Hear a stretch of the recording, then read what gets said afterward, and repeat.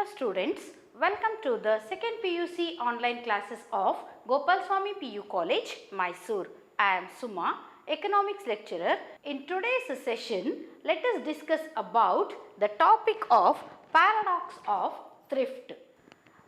It is a situation which was explained by the macroeconomist J.M. Keynes. The paradox of thrift says that it is an increase in the savings of individuals which leads to the decrease in the aggregate savings of the economy. So, the increase in the savings of individual leads to the decrease in the aggregate savings of the economy, that is the total savings of the economy.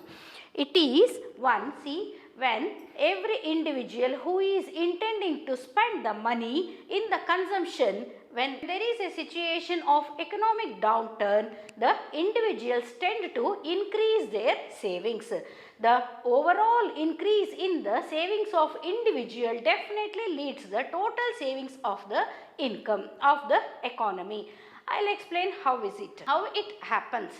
So, when every individual who is leading the life with existing level of income will cut this consumption and he stops his existing consumption levels and he adds that money also into his savings only, then what happens? His consumption will be stopped. So, whatever he was spending in the market to consume the goods will be stopped and it in turn results in the reduction of income to another person. So, when there is no flow of money in the market, naturally the people who are in the market will not get any income and whatever the money that they were saving in terms of out of their income will also be reduced. As you all know, there are four sectors: consumer sector, producer sector, government sector and the external sector.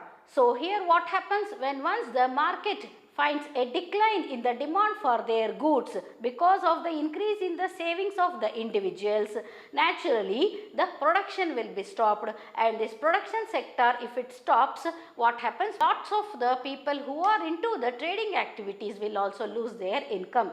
This reduction in the income also results in the decrease in the employment level, the overall employment level, as well as this non-transfer of money in the market will lead to the reduction of the savings of the people who are in the market. So, this is a situation of paradox of thrift.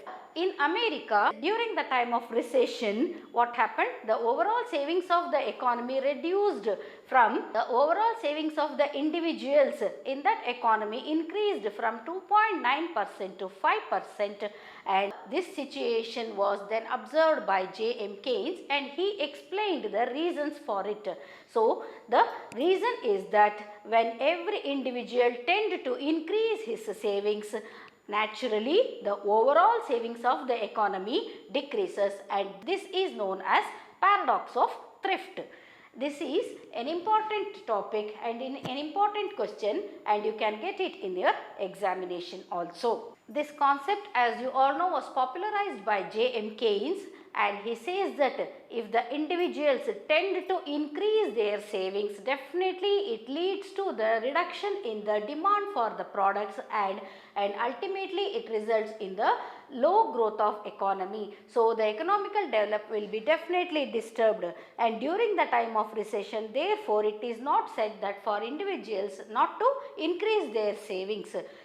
They should maintain their existing level of consumption so that only the persons who are in the trading activities in a market will also get some income and out of that they will also save and this overall savings of both individuals and also the market people will lead to the economic growth. Now let us solve a problem related to the chapter of this determination of income and employment. Now let us solve a small problem related to the aggregate demand. This can be asked for 2 marks. The question is, measure the level of ex ante demand. You all know that ex ante demand is the planned demand. So, ex ante demand when autonomous investment is rupees 50 crores and MPS is 0.2. You all know that MPS plus MPS and MPC together becomes 1. So when they have given MPS as 0.2, obviously it becomes 0.8. The MPC obviously becomes 0.8 and the level of income is, that is Y. In economics, income is denoted as Y and the level of income is rupees 4,000 crores. So they have asked you to state whether the economy is in equilibrium. Equilibrium is a situation where the demand and supply both are in balance. So now let us see the answer for this. It is a simple problem. The A is 50 crores, that is the autonomous investment is 50 crores. MPS already given in the problem is 0.2 and the income is rupees 4,000 crores. In the previous sessions, you all learned that aggregate demand equals A plus CY. A is the autonomous investment.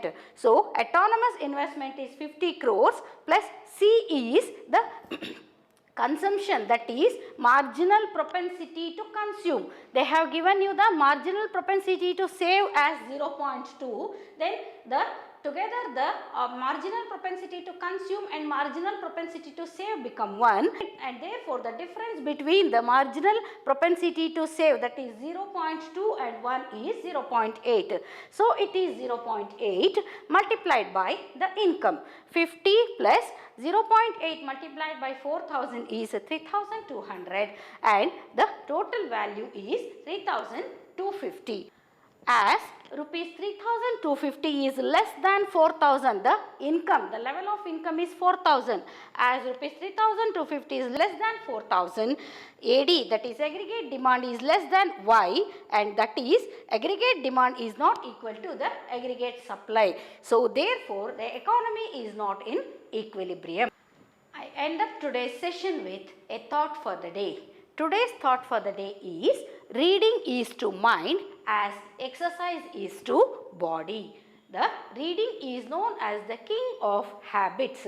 So reading is to mind as what? Exercise is for body. So our mind becomes fresh after reading a good book and as after exercise our body becomes fresh. So as exercise for the body gives so much of benefits, health benefits, reading for the mind gives so much of benefits. So it relaxes your stress levels and it helps you to know additional information also. So it is said that a good book is equivalent to 100 friends.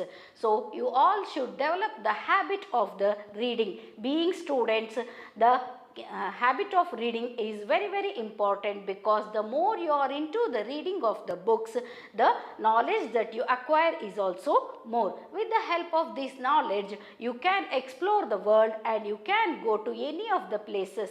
So it is also said that if you go on reading the books, it will help you to learn lots of different types of languages also and you will get the experiences that are mentioned in those books as your own. So it is very good to read even the autobiographies of the great persons. So one such autobiography which I suggest to you is that The Wings of Fire of Shri Abdul Kalam, our former president Shri APJ Abdul Kalam. So if you go on reading the books, definitely it pays to you and it will help you to understand many things in this world.